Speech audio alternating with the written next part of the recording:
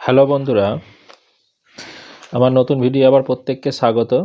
আজকে যে ভিডিওটা বলবো সেটা হচ্ছে প্রাথমিকের যে 22-এ রিক্রুটমেন্ট প্রসেস চলছিল এবং তার যে 5% ওয়েটিং ক্যান্ডিডেট যারা ছিল তাদের লিস্ট দিয়েছে পর্ষদ এবং আগামী দিনে তাদের কাউন্সিলিংয়ের জন্য নোটিশ দিয়েছে। তো সেই রিলেটেড ভিডিও আপনাদের করব। তো এই রিলেটেড ভিডিও যারা দেখতে ইচ্ছুক তারা ভিডিওটা দেখতে পারেন। আমার যে আজকে টপিকগুলো নিয়ে আলোচনা করব সেটা হচ্ছে মোট কতজন ডাক পেলো, 2 নম্বর হচ্ছে কবে হবে কাউন্সিলিং, বাকিদের কি আর হবে, মানে এই প্যানেলের বাইরে যারা 5% সকলেরকে ডাকেনি, আর তারপরে হচ্ছে কি কি নিয়ে যেতে হবে কাউন্সিলিংয়ের জন্য, এই রিলেটেড ভিডিও। তো ভিডিও শুরু করার আগে প্রত্যেককে একটা রিকোয়েস্ট, যারা নতুন আছেন অবশ্যই চ্যানেলটা সাবস্ক্রাইব করে রাখবেন, বেল আইকনটা অন করে রাখবেন, আর ভালো লাগলে অবশ্যই লাইক কমেন্ট শেয়ার করবেন। তো চলুন ভিডিওটা শুরু করা যাক। আমি যেটা আশঙ্কা করেছিলাম, আমার 1 মাস আগে থেকে আমি এটা অনুমান করেছিলাম এবং বিভিন্ন তথ্য থেকে এটা আমি জানতে পেরেছিলাম, যেটা আমি যারা 5% অ্যাডিশনাল ছিলেন তাদেরকে আমি বারবার বলছিলাম যে আপনারা যদি দ্রুত পর্ষদে গিয়ে কোনো ব্যবস্থা নিতে না পারেন আপনাদের কিন্তু সকলের হবে না। আর সেটাই সত্য হলো, এখানে সকলের প্যানেল বার করলো না অবশেষে প্রাথমিক পর্ষদ, এবং এখানে 56 জনকে টোটাল ডাকা হয়েছে, 56 জনকে কাউন্সিলিংয়ের জন্যে ডাকা হয়েছে। তো এখানে সেটাই পর্ষদ করলো যে 56 জনকে নতুন লিস্ট বার করেছে। তো এই 56 জনের মধ্যে ক্যাটাগরি অনুযায়ী আমি আপনাদের বলে দিচ্ছি, জেনারেল ক্যাটাগরির 8 জনকে ডেকেছে, ওবিসি বি এর 1 জনকে, ওবিসি এ 47 জনকে টোটাল ডেকেছে।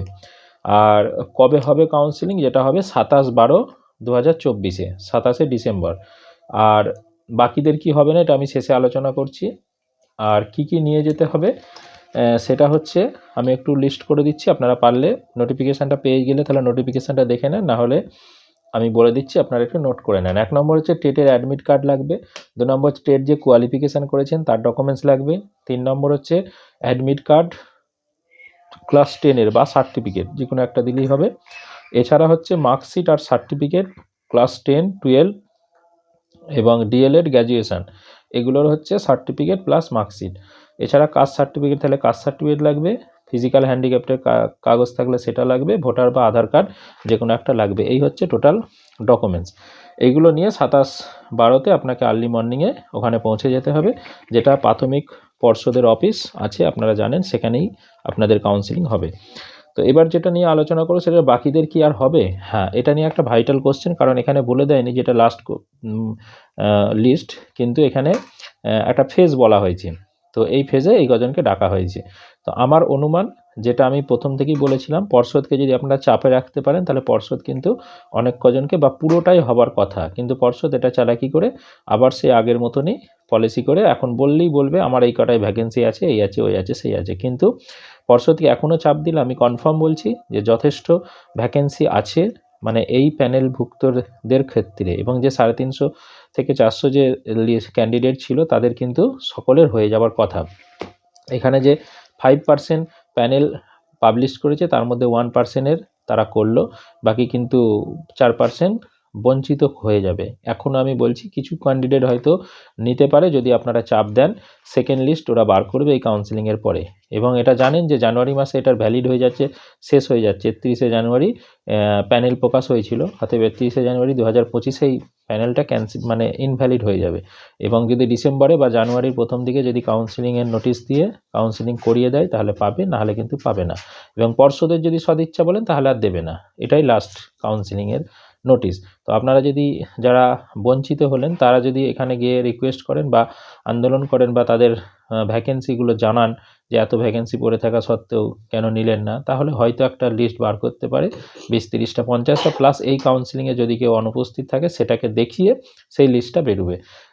তো যাই হোক, এটুকুই আপনাদের বলার ছিল। তো আপনারা, আমি এটা আশঙ্কা করছিলাম অনেক আগে থেকেই যে সকলের হয়তো হবে না, সকলের হয়তো নেবে না।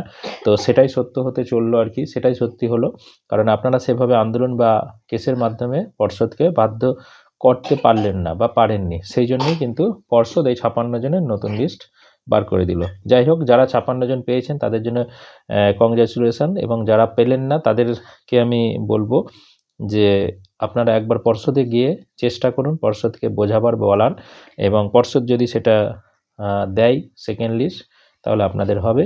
আর যদি পর্ষদ মনে না করে যে আমি দেব না, কিছু করার নেই, আপনাদের আরও আগে থেকে আন্দোলন করলে হয়তো সংখ্যাটা আরও বাড়তো।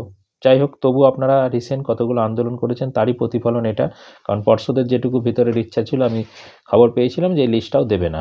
যাই হোক, আপনারা আন্দোলন করে বা কেস করে বা যে কোনোভাবে এটা করেছেন বলে একটা লিস্ট পাবলিশড হয়েছে, এবং এখানে যে ক্যাটাগরি অনুযায়ী আপনাদের বলে দিলাম, সেই ক্যাটাগরি অনুযায়ী অতজন ক্যান্ডিডেটকে ডাক পেয়েছে। আপনারা দেখে নেবেন, যদি আপনারা লিস্টটা না পেয়ে থাকেন আমার টেলিগ্রাম গ্রুপে আপনারা যুক্ত হবেন, সেখানে আমি পিডিএফ আকারে দিয়ে দেবো। ওকে, ধন্যবাদ।